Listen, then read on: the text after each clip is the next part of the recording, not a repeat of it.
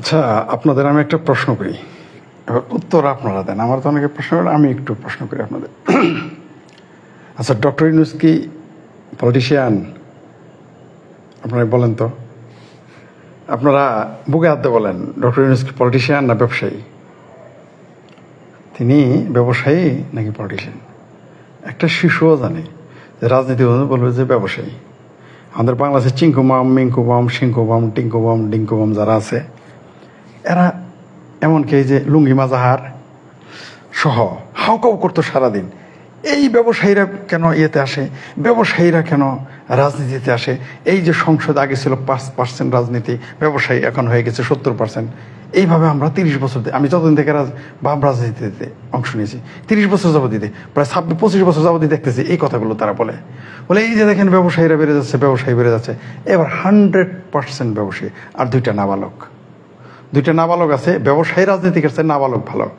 নাহিদ নাকি কি আসিফ নাম নাকি কি যেন, আমি জানি না, মাতাব নাকি নাম, দুইটা যে ওই যে ছাত্র মেধাবীদের আন্দোলনের যে সমন্বয়ক, দুইজন নাবালক যে এখন আমাদের উপদেষ্টা, এই দুই নাবালক উপদেষ্টার প্রতি আমার কোনো অভিযোগ নেই। বরং এরা কিন্তু ব্যবসায়ী না, এরা ব্যবসায়ীদের খপ্পরে পড়ছে। এরা সাম্রাজ্যবাদ এবং মার্কিন সাম্রাজ্যবাদ এবং ব্যবসায়ীদের খপ্পরে পড়ছে দুই নাবালক সমন্বয়কারী। যাই হোক, সে নাবালক একদিন সাবালক হবে, সে বুঝতে পারবে, কোনো সমস্যা নেই। কিন্তু আর যে 10 জন আছে, একজন কি পলিটিশিয়ান? সবগুলোই ব্যবসায়ী। কিসের ব্যবসায়ী? এনজিওবাদী। এনজিও কোনো ব্যবসা না, এটা হলো মানুষকে চুতিয়া বানানোর ব্যবসা হচ্ছে এনজিওর ব্যবসা। মানুষকে পৃথিবীতে সবচেয়ে বড় চুতিয়া বানানো যায় এনজিওর ব্যবসা করে। মানুষকে সবচেয়ে ঠিক মতো রক্ত চোষা যায় এনজিও করে। এটা কারা শিখিয়েছে আমাকে জানেন? এই চিঙ্কু, মিঙ্কু, ডিঙ্কু, সিঙ্কু, মিঙ্কু, বামেরা। মৌলবী সাহেব তো জানে এনজিও হারাম, এনজিওতে চাকরি করাই হারাম। এখন মৌলবী সাহেবদের কাছে ডক্টর ইউনূস ভালো হয়ে গেছে, মহামানব, মানে নবী রাসূল ঘোষণা করা বাদ আছে ডক্টর ইউনূসকে। এমন অবস্থা গেছে বাংলাদেশে যে এখন নবী রাসূল। এই মিডিয়া একদিন কিন্তু এই ইউনূসের কি কি যে বলবে আপনারা সামনেই দেখতে পারবেন, তার সম্পর্কে কি বলবে। ডক্টর ইউনূস এনজিও যখন করেন, কিভাবে করেন? গ্রামে গঞ্জে যেতেন, মানুষকে টাকা ধার দিতেন, ঠিক আছে, দিয়ে তিনি সেই টাকা 36% থেকে 45% সুদ আদায় করতেন। ইসলামের পরিভাষায় সুদ হচ্ছে মায়ের সাথে জেনা করা। আমি বলি নাই, হুজুরা বলছে, আবার আমার বললেন এটা আমি বলছি। কারণ আমার কাছে ধর্মীয় ব্যাপারগুলো, আমি ধর্মের ব্যাপারে আমার অত আগ্রহ নাই, ভালো মন্দ কোনোটাই নাই, ওটা আপনাদের ব্যাপার। পবিত্র ইসলাম ধর্মের, পৃথিবীর শ্রেষ্ঠ ধর্ম বলে দাবি করা হয়, পৃথিবীর অন্যতম ধর্ম এবং সত্য ধর্ম। সেই সত্য ধর্মে লেখা আছে 4 আনা পরিমাণ সুদ খাওয়া মানে নিজের মায়ের সাথে ব্যভিচার বুঝেন, সেক্স করা মায়ের সাথে। এত বড় মানে সেক্স করা তো হয় না, বোঝানো, এটার অন্যায়টা বোঝানোর জন্য এটা বলছে সেই সুদখোর। আমার ইউনূস সাহেব কি বলছেন জানেন? যে তিনি তো এই ব্যাংকের মালিক তিনি না, এটা জনগণ মালিক। আবার ইউনূস কি বলছে জানেন? কত বড় বাটপার! ব্যবসায়ী তো বাটপার হইতেই হবে, যত বড় ব্যবসায়ী তত বড় বাটপার, তত বড় শোষক। উনি বলছেন, একদিকে বলতেছে যে আমি তো এই ব্যাংকের মালিক তো আমি না, এই ব্যাংকের মালিক নাকি তিনি না। আবার তিনি বলতেছেন আমি 1.5 কোটি লোককে আমি প্রতিষ্ঠিত করেছি আমার ব্যাংকের মাধ্যমে। বাটপারিটা দেখেন, একদিকে বলতেছে এই ব্যাংকের মালিক তো আমি না, জনগণ। আবার বলতেছে আমি 1.5 কোটি লোককে, 1 কোটি লোককে আমার ব্যাংক থেকে টাকা দিয়ে আমি তাদের কিস্তি দিয়ে আমি তাদের সহযোগিতা করেছি। কি মজার না? চিন্তা করে দেখছেন তো ডক্টর ইউনূস কি করছে? এই ডক্টর ইউনূস হলো এখন বামপন্থীদের খুব মিষ্টি লাগতেছে। ডক্টর ইউনূস কেন বামপন্থী? এখন বামপন্থী ভাইরা বলেন না কেন যে এই তথাকথিত ইন্টারিম গভর্নমেন্ট, মানে আমার ভাষায় ইনফ্লুয়েঞ্জা গভর্নমেন্ট, তথাকথিত ইনফ্লুয়েঞ্জা গভর্নমেন্টের সবগুলোই যে এনজিওবাদী, এনজিওর মালিক। এখন আপনারা বলেন না কেন নিজের কাজ যদি কেউ করে তখন বোঝা গেল যে এই দেশের বামপন্থীরা হলো বাটপার, মৌলবীরা তো মহাবাটপার, এটা আমরা জানি। কারণ তার সকালে এক ফতোয়া দেয়, বিকালে এক ফতোয়া, সুবিধা পাইলে এরা সব ফতোয়া, এরা মোটামুটি এখন এরা জেনা ব্যভিচারকেও হালাল করে ফেলবে। ব্যাংকে তো এরা কিছু পয়সা পেয়ে তো ইসলামিক ব্যাংক বানাই ফেলছে, ফতোয়া দিয়ে দিচ্ছে ওগুলো যায়। ঠিক আছে, টাকা পাইলে এরা আরো কিছু করতে পারে। এরা ব্যবসায়ীদের চাইতেও খারাপ, মৌলবীরা বাংলাদেশের টাকা পাইলেই ফতোয়া পাল্টে দেয়, লাভ হইলে ফতোয়া পাল্টে যাবে। বুঝতে পারছেন? সুযোগ সুবিধা যত দিবেন এরা দেখবেন ঠান্ডা। এই দেশের বাংলাদেশের মৌলবী আর বামপন্থী, এরা বামপন্থীর হলো 1 নম্বর বাটপার। সেটা চিঙ্কু, এখন মিঙ্কু মানে মস্কো, চিঙ্কু মিঙ্কু সিঙ্কু যারা আছে সব বাটপার। প্রমাণ পেয়েছেন তো। এতদিন বলছে যে কেন সংসদে এত ব্যবসায়ী হবে, একেবারে গলা ফাটায় চিৎকার করতো। আর এখন বলতেছে এখন কোনো প্রতিবাদ নাই। সবগুলোই কিন্তু এনজিওর লোক, এই 10 জনই। আর 2 জন তো না বলক, ওদের নিয়ে আমি কোনো কথা বলতে চাই না। এরা বাচ্চা লোক, বাচ্চা লোক ভগবান হতা হ্যাঁ, উসকো গুনা উসকো খাতা মাপ কিয়া যা মানে মাপ কিয়া যায়গা। এদের মাপ করে দিবেন আপনারা, কারণ এরা ভুল বুঝতে পারছে, ভুল করে এগুলো করছে, এরা একদিন ভুল বুঝতে পারবে, এটা পরে আলাপ করবো। আর যে 10 জন আছে এগুলো সবগুলোই এনজিওবাদী বাটপার, সবগুলোই বাটপার। আমার একজন বলছে আমারে যে আপনি কি আর ডক্টর ইউনুস খাই? ইউনুস আমার আবারও বললাম, আমার এই যে এটা ইউনুসের বাংলাদেশের কৃষকের যে অবদান আছে ইউনুসের আছে। ইউনুস লুটে পুটে নিয়ে গেছে এটা, গ্রামীণ ব্যাংক নাম দিয়ে আর গ্রামীণ ফোন নাম দিয়ে দেশের বাসটা ঠিক মতো দিছে ডক্টর ইউনুস, একটা ঠিক মতো দিছে। ঠিক আছে? আবার শুনতেছি যে মসজিদ মাদ্রাসার কিরকম বদমাইশ দেখেন, সে আবার মসজিদ মাদ্রাসা নাকি বিদ্যুৎ বিল ফ্রি করে দিবে। বুঝতে পারছেন তো ঘটনা? নিজে কিন্তু ক্লিন শেপ, যাতে মাতালারা তালে ঠিক, ব্যবসা ঠিকই বুঝে। ব্যবসায়ীরা কোনোদিনই কোনো দেশের জনগণের উন্নয়ন করতে পারে না। আওয়ামী লীগ বিএনপি যত খারাপ হোক, আবার আমি বলি এরাই জনগণের কাজ করবে। এদের মাধ্যমে আমাদের দেশের পরিবর্তন আনতে হবে।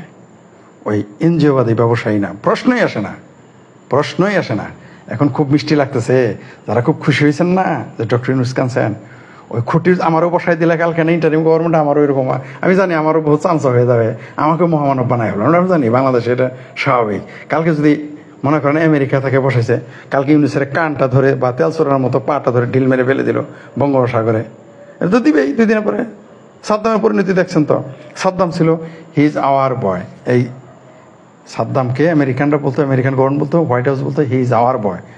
আর সাদ্দাম, এই ডক্টর ইউনুস হচ্ছে হিজ বয় না, এটা এরা বোধহয় বলে he is our old man. ঠিক আছে? একজন আমাকে আবার বলছে যে ইউনুস না তো কথা বলেন না, বয়স হচ্ছে তো পাগল হয়ে গেছেন। আমার বলছে তার মানে তো ইউনুসের বয়স কি কম হয়েছে নাকি? আমি ইউনুসকে আমার ছোট ভাই, সে পাগল হবে না? যাই হোক, এই মার্কিনিরা এই খুঁটির জোরে পাঠা কুদে, আমাদের বাংলা ভাষায় কথা আছে, খুঁটির জোরে পাঠা কুদে। তো এরকম আমাকেও যদি আমেরিকা ওখানে বসাই দেয় না, ইউনুসের চেয়ে খুব ভালো দেশ চালাবো, ইউনুসের চেয়ে খুব ভালো দেশ চালাইতে পারবো। যারা সাফা মারেন না, আপনার যোগ্যতা নাই, আপনার যোগ্যতা নাই, আপনার কাছে ইউনুস মহামানব হইতে পারে, পুরস্কার পাইলে মহামানব না। তা আরও তো নোবেল প্রাইজ পুরস্কার পাওয়া যায়, তাদের নিয়ে আসেন। কিরকম বাটপাড়া এই দেশের? বামপন্থীরাও বলতো নোবেল প্রাইজ হচ্ছে মার্কিন সাম্রাজ্যবাদের অস্ত্র, মৌলবীরা বলতো ইসলাম ধ্বংস করার জন্য নোবেল প্রাইজ দেয় মুসলমানদের। এখন ভালো হয়ে গেছে, বামপন্থী এবং ইসলামপন্থীদের তথাকথিত 2 জন দেখছেন তো বাটপাড়িটা এদের। এদের এগুলো প্রশ্ন করুন, তাহলে ফরিদ কি বুঝে আমি তো আসলে কিছুই বুঝি না। আমার প্রশ্নগুলো উত্তর দেন এখন বামপন্থীরা, যারা বলতেন যে মার্কিন সাম্রাজ্যবাদের চক্রান্ত হচ্ছে নোবেল প্রাইজ, আপনারাই বলছেন। আর মৌলবীর তো বলছে ইসলামের ক্ষতি করে, বলেন নাই? ভুলে গেছেন এখনই? ও ইউনুসের সাথে ভুলে গেছেন। ডক্টর সিরাজুল ইসলাম চৌধুরী বারবার বলেছেন বামপন্থী ইন্টেলেকচুয়ালের উদাহরণ দিয়ে। আমি তো কিছু বুঝি না, আমার তো ভালো জ্বালাই নাই, আমি তো রাজনীতি কিছু বুঝি না, সব আপনারাই বুঝেন, আপনারাই পড়ালেখা করছেন, আমি তো কিচ্ছু করি নাই, তাই না? তা আপনাদের বামপন্থীদের আব্বাদের একটা উদাহরণ দিই। বামপন্থীদের এক আব্বার নাম হচ্ছে সিরাজুল ইসলাম চৌধুরী। তিনি বলেছেন মৌলবাদ এবং পুঁজিবাদ এরা পরস্পরের ভ্রাতা, এরা পরস্পরের সম্পূরক, এরা কোনো কালে উপরে এরা বিরোধ, তলে তলে এরা মিল। বাংলাদেশ তার সর্বশেষ উদাহরণ। বাংলাদেশের মৌলবাদীরা 2 দিন আগে আমেরিকা নিপাত যাক, আমেরিকা ইসরায়েল, ভুলে গেছি সরি, ডক্টরেট হচ্ছে $100 কোটি নাকি 100 কোটি টাকা যে ইসরায়েলে দিয়ে আসলো, এত তাড়াতাড়ি ভুলে গেলেন আপনারা? ডক্টর ইউনুস যে সমকামিতার পক্ষে নাকি, এটা আপনারাই বলেছেন, সমকামিতার পক্ষে সে বক্তব্য দেয়, সে সমকামিতা প্রতিষ্ঠা আছে, এতক্ষণই ভুলে গেলেন? ডক্টর ইউনুস নারীদের পর্দার বাইরে নিয়ে আসছে, নারীদের বেপর্দা বানাইছে, কিস্তির জালে ফাঁসেছে, এগুলো কারা বলছে? আপনারা বলেন নাই? আমি ফরিদ বরং গ্রামীণ ব্যাংকের পক্ষে যখন আমার কলেজে পড়ে আমরা বলতাম যে না গ্রামীণ ব্যাংক মানুষ উপকার করে, কিস্তি দিতেছে, কিছু তো উপকার হচ্ছে, আমরা এগুলো বলতাম। তখন বলতো এগুলো হারাম হারাম, কিস্তি দেওয়া হারাম, নেওয়া হারাম, মেয়ে ঘরে চাকরি দিয়ে ছি ছি ছি। এখন ইউনুস মিষ্টি লাগে। খেয়াল করেন, ডক্টর ইউনুস সবচেয়ে প্রিয় এখন বাংলাদেশের মৌলবাদীদের, মুসলিম মৌলবাদীদের খুব প্রিয় ব্যক্তিত্ব। খেয়াল করেন আপনারা, কার পক্ষে? আমেরিকার দালালের পক্ষে। মুসলিম মৌলবাদ সারা পৃথিবীর কোনোদিন এরা, রাশিয়া যদি এদের মানে গলা ভর্তি এদের খাওয়ায়, কোনোদিন রাশিয়ার পক্ষে বলবে না। আর আমেরিকা যতই লাথি দেখ, যতই চোদ্দই মারুক, পাছায় লাথি দেখ, ঘেটি ধরে ঘোরাক, কানে ধরে ঘোরাক, ঠিক আছে, আমেরিকায় তবু এই মৌলবাদীদের কাছে প্রিয়। তার প্রমাণ সর্বশেষ বাংলাদেশ। একটা কথা নাই এখন কোনো কথা নাই, বাংলাদেশ ভারত দখল করব, ভারত বাংলাদেশ দখল করব, কত কথা এখন। আগে বলতো কি জানেন, ভারত আমাদের দখল করে নেবে। এখন এই মেয়ধাবী এবং সিংকুবাম, ভাসানিবাম এগুলো মিলে এখন বলছে ভারত দখল করবো। তো 2 দিন আগে না বললা ভারত বাংলাদেশকে দখল করে নেবে। এরাই বলছে বাংলাদেশের সেনাবাহিনী, বাংলাদেশে ভারতের সেনাবাহিনী, ভারত এগুলো কই গেল, হাওয়া হয়ে গেল। যাই হোক, ডক্টর ইউনুস পর্যন্তই থাকে। ডক্টর ইউনুস কোনো প্রকার পলিটিশিয়ান না, তিনি নিঃসন্দেহে তিনি পলিটিশিয়ান না। এটা একটা শিশুও জানে যারা রাজনীতি করে। সেই ব্যক্তিটির হাতে দেশ কি নিরাপদ? তার কোনো জবাবদিহিত আছে? তাকে যে এই যে কোন আইনে তাকে বানানো হলো, কোন আইনে? আজকে যেমন ওই যে সংসদে সুপ্রিম কোর্ট পাশ করে দিতেছেন, হাইকোর্ট সুপ্রিম কোর্ট সব দিয়ে, ওইরকম একদিন কিন্তু এই সুপ্রিম কোর্ট হাইকোর্ট বলবে সব অবৈধ ছিল, লিখে রাখেন এই কথাটা, আমি বেঁচে থাকি বা না থাকি। আপনারা দেখবেন এই কোর্ট একদিন বলবে যে এই ইউনুস যা যা করছে, ডক্টর ইউনুসের পদ নেওয়া, এগুলো সব অবৈধ। এই বাংলাদেশ কোর্ট থেকেই বলবে। কারণ বাংলাদেশের কোর্ট হচ্ছে, বাংলাদেশের হাইকোর্ট সুপ্রিম কোর্ট যদি বলেন, হে বাংলাদেশের সুপ্রিম কোর্ট হাইকোর্ট তুমি কার? সুপ্রিম কোর্ট ও হাইকোর্ট থেকে আপনি গায়েবী আওয়াজ পাবেন যখন যে আমার। কালকে যদি আমি প্রধানমন্ত্রী হই না, কালকে যদি আমি তত্ত্বাবধায়ক সরকার প্রধান হই, কালকে আমার হয়ে যাবে। আমি যা বলবো তা করতে হবে না। আমি বলার আগেই, আমি যা বলতে চাই তার আগেই বুঝে যাবে আমি কি চাই, তারা তাই বলা শুরু করবে আমার বলার আগেই। এ হচ্ছে বাংলাদেশের, এটা শুধু কোর্ট না, মিডিয়াও। তাই এগুলো নিয়ে চিন্তা করার কিছু নেই। রিয়ালিটি হচ্ছে ডক্টর ইউনুসের কাছে বাংলাদেশ নিরাপদ নয়, থাকতে পারে না।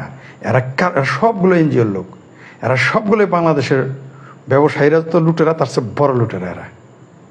ডক্টর ইউনুস কোনোদিন স্মৃতিসৌধে গেছিল?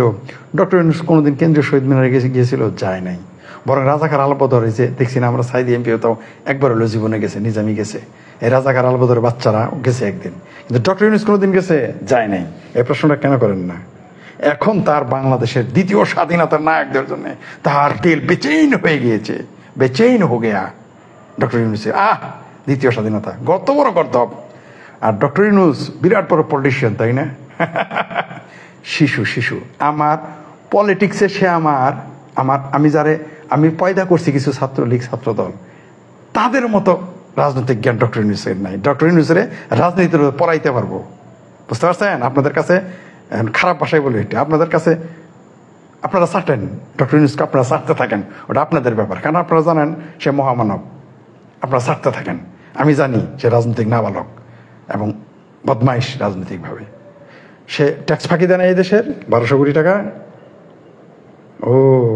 এত মহামানব, এত ভালো লোক, এত ভদ্রলোক, টাকা মারছিল কেন? ট্যাক্স মেরে দিয়েছিল কেন? তার নামে মামলা হয়েছিল শুধু কি রাজনৈতিক মামলা মনে করছেন ওইটা? সে তো আসলেই ট্যাক্স ফাঁকি দিয়েছিল। এরকম একটা ক্রিমিনালরা আপনারা ক্ষমতা দিয়ে দিলেন, তারপর যে পলিটিশিয়ানই না, ক্রিমিনাল হয়ে গেছে আমাদের দেশের প্রধান। ট্যাক্স ফাঁকি দেওয়া উন্নত বিশ্বের সবচেয়ে বড় অপরাধের একটা। তাদেরকে রসবৈতর মনে করে।